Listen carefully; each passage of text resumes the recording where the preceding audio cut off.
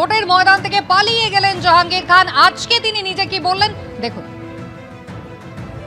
আমি চাইবো ফলতা শান্তিতে থাকুক, সুস্থ থাকুক, ভালো থাকুক এবং ফলতায় আরও বেশি বেশি উন্নয়ন হোক।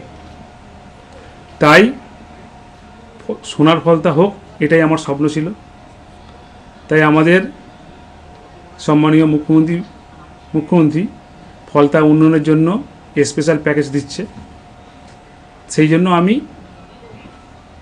আগামী 21শে মে যে রিপোল আছে, সেই রিপোলের কন্টেস্ট থেকে আমি নিজেকে দূরে সরিয়ে নিলাম।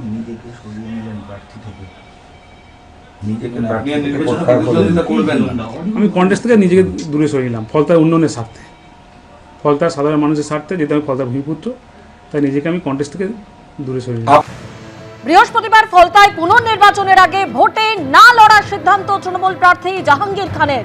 উধাও পুষ্পার তর্জন গর্জন পুনর্নির্বাচনের আগে লুকোলেন জাহাঙ্গীর খান। আর এই জাহাঙ্গীর খান প্রসঙ্গে এর আগে মুখ্যমন্ত্রী শুভেন্দু অধিকারী ঠিক কি বলেছিলেন শুনুন।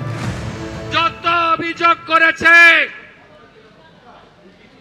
সাধারণ নির্বাচনের সময় সবগুলোর বিরুদ্ধেই ব্যবস্থা হবে। সব এফআইআর হয়েছে, গুন্ডামি করতে দেব না। কোথায় পুষ্পা,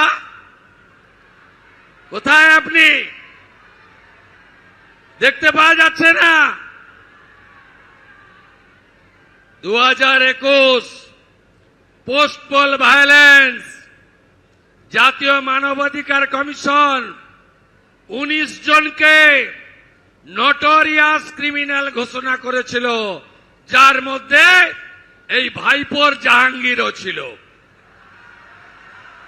আমার উপরে ছেড়ে দিন, আমার উপর ছেড়ে দিন, আমি ওর দায়িত্বটা নিয়ে গেলাম।